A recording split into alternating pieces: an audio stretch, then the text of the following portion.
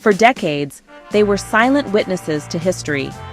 Hanging on the walls of the White House, they watched presidents grapple with the fate of the nation, saw moments of crisis and moments of quiet contemplation. I'm talking about a collection of paintings by an artist who, maybe more than any other, captured the soul of America. Norman Rockwell. These aren't just any Rockwells. These are pieces that have been part of the very fabric of our nation's most famous residents, loaned to the White House to inspire, to provoke thought, and to reflect the American experience back to its leaders. Now, for the first time, these iconic works are leaving the hallowed halls of power and heading to the auction block. The story of these paintings is a story about art, politics, and the changing face of a country. Norman Rockwell was America's storyteller. For more than half a century, his illustrations for the Saturday Evening Post became a mirror in which the nation saw its best self, its humor, its values, its everyday triumphs and struggles. His work was often sentimental, sure, but it was also deeply insightful, and later in his career, profoundly political. He had this unique ability to distill complex ideas and emotions into a single powerful image that everyone could understand, making him one of the most beloved and influential artists in American history. The departure of these specific paintings from public life and their entry into the private market raises questions not just about their monetary value, but about their cultural value. What does it mean when pieces of art so closely tied to our national identity, works that have advised presidents and comforted a nation, are sold to the highest bidder? Tonight, we're going to look at the stories behind 5 of these masterpieces.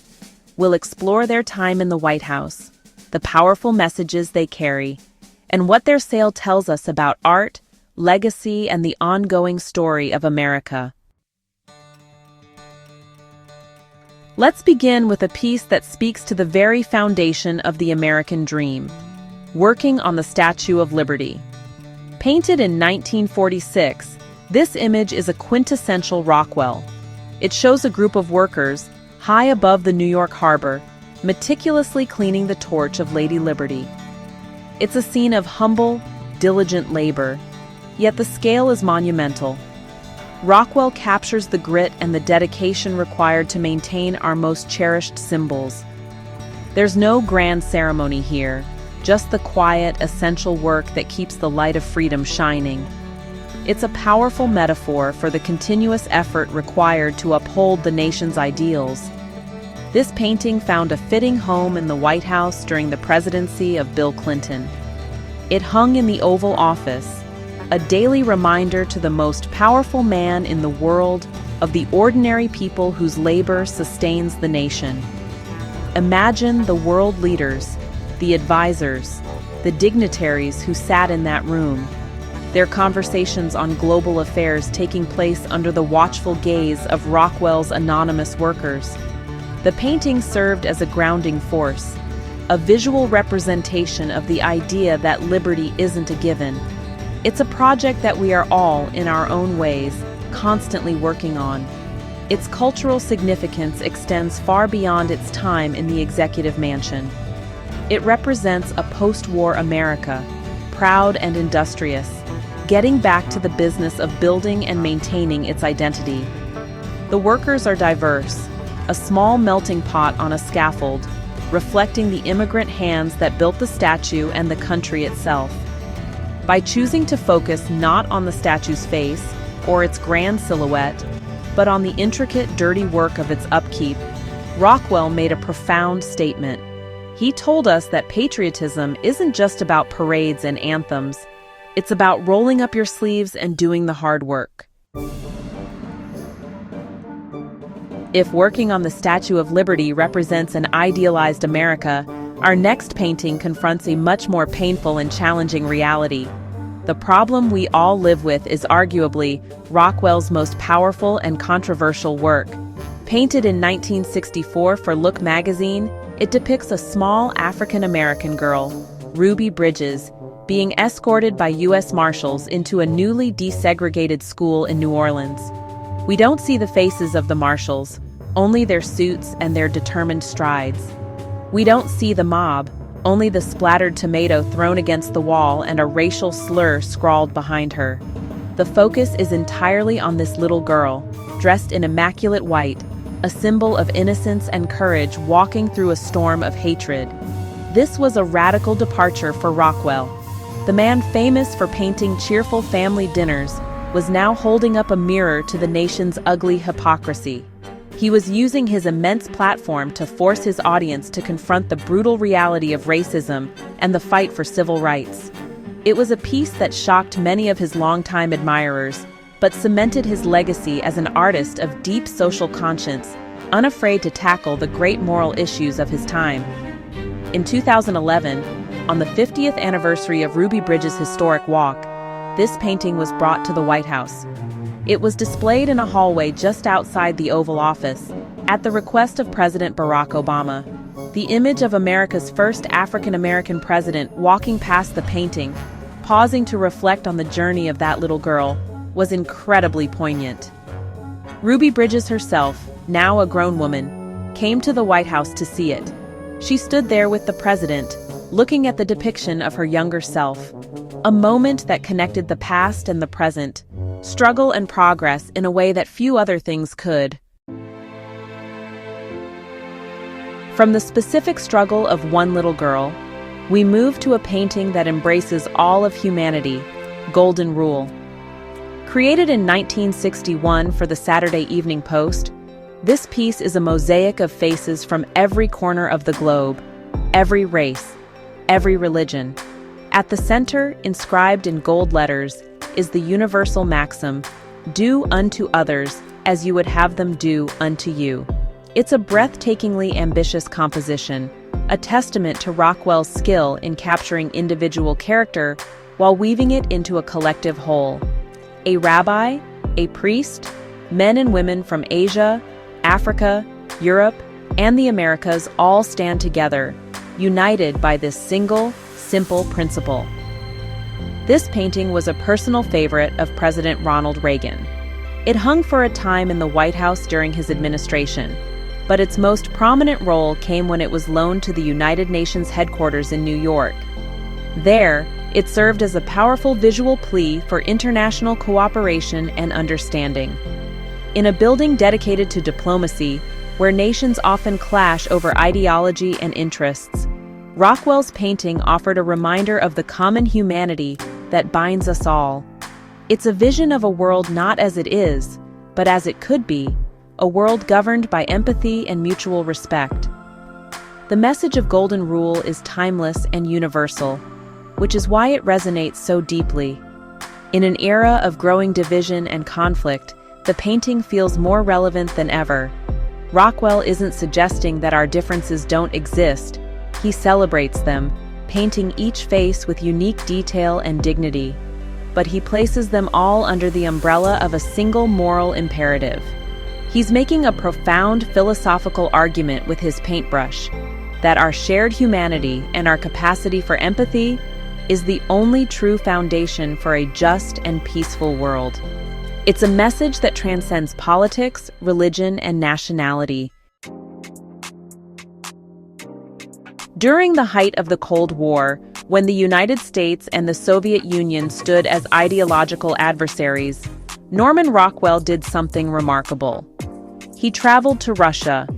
The result was Russian Schoolroom, painted in 1967. The painting shows a classroom of attentive Soviet schoolchildren, their faces upturned, listening to their teacher. In the corner, replacing the crucifix one might see in a Western classroom, is a bust of the communist leader, Vladimir Lenin. The students are neat, orderly, and serious. It's a scene that, at first glance, seems to confirm American ideas about the rigid, monolithic nature of Soviet society. But Rockwell, as always, invites us to look closer. The students aren't just a uniform mass, they are individuals. There's a quiet curiosity in their eyes. One boy on the left, almost hidden, seems to be looking away, perhaps lost in a daydream, a small, universal act of childhood rebellion. Rockwell wasn't creating propaganda. He was practicing a form of visual journalism. He was showing Americans that behind the Iron Curtain, behind the political posturing and the threat of nuclear war, were ordinary people. There were children in classrooms, learning and dreaming, not so different from children in America. This painting also spent time on the walls of the White House, a subtle but powerful piece of diplomacy in its own right. For a president dealing with the complex realities of the Cold War, it would have served as a crucial reminder. It humanized the adversary. It suggested that despite the vast political chasm separating the two superpowers, there was a shared human experience. In a conflict often defined by fear and dehumanization, Rockwell's painting was a quiet call for empathy and understanding, a glimpse of the people on the other side of the ideological divide. Our final painting is a celebration of heritage and the wonderfully messy story of America itself. It's called Family Tree from 1959. This whimsical and intricate illustration traces the lineage of a quintessential American boy, perched at the very top of the tree. Below him, his branches are filled with a rich and varied cast of ancestors. There's a severe-looking Puritan couple, a swashbuckling pirate, a soldier from the Revolutionary War, a refined Southern belle, and a rugged frontiersman. It's a delightful jumble of characters, some noble, some not so noble. This painting captures a fundamental truth about American identity. We are not a nation descended from a single, pure lineage. Our roots are tangled, diverse, and often contradictory. The family tree includes both the pious and the profane, the lawmaker and the lawbreaker, the soldier and the scoundrel. Rockwell suggests that this complex, sometimes conflicting heritage is precisely what makes us who we are. He celebrates the idea of the American mutt, a product of a history filled with adventure, struggle, and reinvention. It's a playful but profound take on the melting pot theory. Family Tree is a painting that would have felt right at home in the White House, a place that is itself a symbol of the nation's unfolding history. While its specific display history is less documented than the others, its theme is one that speaks directly to the American narrative that every president inherits. It's a reminder that the nation's story is not a simple, linear progression, but a complex tapestry woven from countless different threads. It tells us that our strength lies in our diversity, in the rich and sometimes chaotic mix of histories that come together to form a single, sprawling, ever-growing family tree. Soon, these 5 paintings, these slices of American history, will go under the gavel at Sotheby's. Their collective value is estimated in the tens of millions of dollars, a testament to Rockwell's enduring popularity. But their true value, as we've seen, can't be measured in dollars. They are cultural artifacts that have served as our nation's conscience, its mirror, and its storyteller. They've hung in the most powerful office on earth, offering silent counsel on liberty, justice, empathy, and heritage. The auction marks the end of one chapter for these works, their time as public servants, and the beginning of another, as privately owned treasures. The question of who will own them next, and whether the public will have the chance to see them again, remains open. But regardless of where they end up, their power is undiminished. The stories they tell are woven into the American psyche. The image of Ruby Bridges walking to school, the diligent hands cleaning liberty's torch, the diverse faces united by a golden rule. These are more than just illustrations. They are part of our shared memory, our continuing conversation about who we are and who we aspire to be as a nation. Norman Rockwell's genius was his ability to see the epic in the everyday and to distill our most complex ideals and failings into images of stunning clarity and emotional depth. He held a mirror up to America, and in it we saw our flaws, our strengths, and our highest aspirations.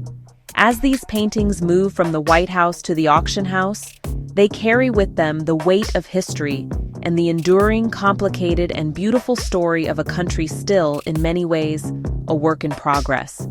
A story that Norman Rockwell, better than anyone, helped us to understand.